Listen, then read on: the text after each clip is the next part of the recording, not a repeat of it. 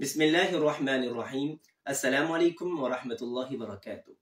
नाज़रीन व सामिईन, मैं मुफ्ती Mohammad Talha Fazil वफ़ाक़िल मदारस MA. इस्लामियात, एम.फ़िल Islamic studies और मुतख़स्सिस फ़िल फ़िक़्ह इस्लामी आपसे मुखातिब हूँ। जैसा कि आप सब के इल्म में है कि गवर्नमेंट KVK ने एक तालीमी मैदान में एक बहुत ही अच्छा इक़दाम किया है कि बच्चों को कुरान हकीम के साथ जोड़ दिया जाए, बच्चों में कुरान फहमी का ज़ौक़ पैदा किया जाए। उसके लिए उन्होंने 2022 और 2023 में, यानी इस साल 9th और फर्स्ट ईयर में शॉर्ट सिलेबस यानी मुताला कुरान हकीम बोर्ड के एग्ज़ाम के लिए मुंतखब किया है। इंशाअल्लाह अज़ीज़ नेक्स्ट साल यानी 9th, 10th और फर्स्ट सेकंड यानी इन चारों क्लासेस में, बोर्ड की क्लासेस में कंप्लीट सिलेबस मुताला कुरान हकीम बच्चों को पढ़ाया भी जाएगा और इसी तरीके से बच्चों का एग्ज़ाम भी उनसे लिया जाएगा। अब आपके इल्म में है कि टीचर्स और स्टूडेंट्स यानी तमाम बच्चे, उन सब के लिए एक न्यू सिलेबस है और साथ ही में SLO बेस भी है।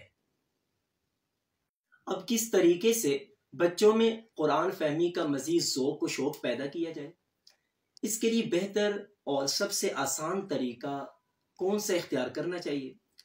तो जो बात हमारे जहन में आई वो ये है कि मुताला कुरान हकीम को समझने के लिए, आयत करीमा को सही तरह समझने के लिए और याद करने के लिए बच्चों को अरबिक ग्रामर का जानना समझना बहुत ज़रूरी है। यानी इसम, फेल, हर्फ, इसकी पहचान बच्चों को होनी चाहिए। जब तक अरबिक ग्रामर को सही तरह समझा और याद नहीं किया जाएगा, उस वक्त तक कुरान हकीम की आयत को समझना बहुत ज़्यादा मुश्किल हो जाएगा। इसी के साथ साथ फिर कुरान करीम की आयत में जो ज़ख़ीरे अल्फाज हैं, यानी ज़ख़ीरे कुरानी अल्फाज, उनको अच्छे तरीके से बच्चों को याद करवा लिया जाए।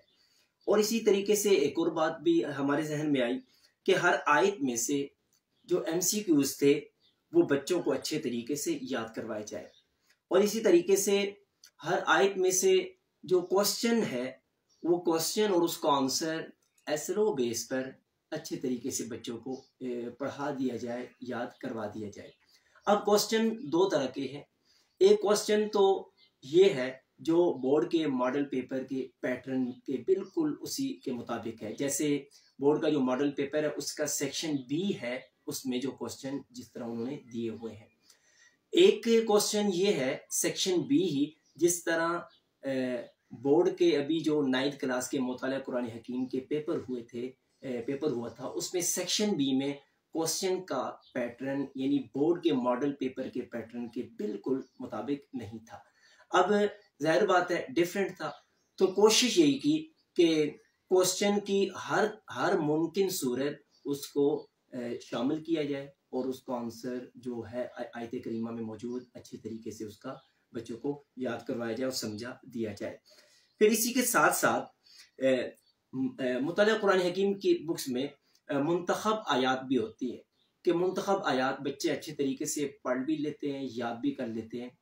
तो जहन में ये बात आई कि मुंतखब आयत करीमा से मज़ीद और भी आयत करीमा जो उस सूरत में आयत करीमा में इम्पॉर्टेंट है उनको भी शामिल कर लिया जाए ताकि बच्चे अच्छे तरीके से उन्हें याद कर ले।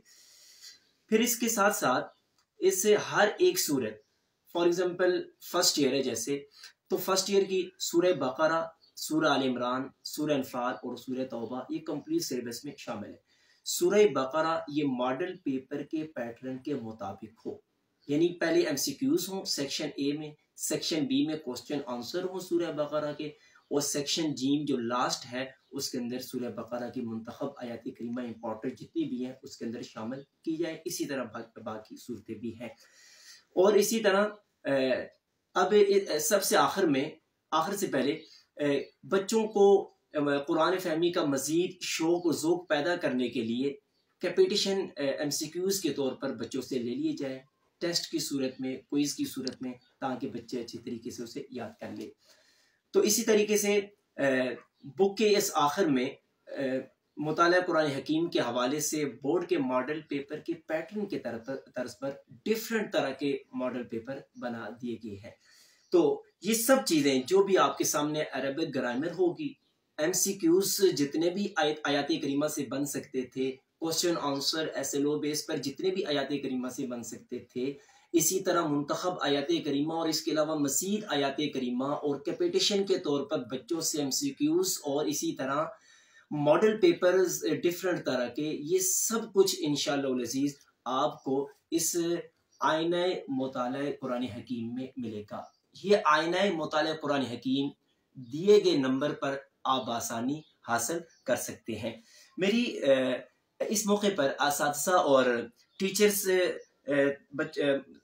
असातिज़ा और टीचर्स भाइयों से गुजारिश है कि बच्चों को अच्छे तरीके से पढ़ा कर, उनसे कुरान करीम की आयत करीमा पढ़ा कर अच्छे तरीके से उनसे सुनी जाए आयत करीमा का तर्जुमा और बाकी इसी तरह।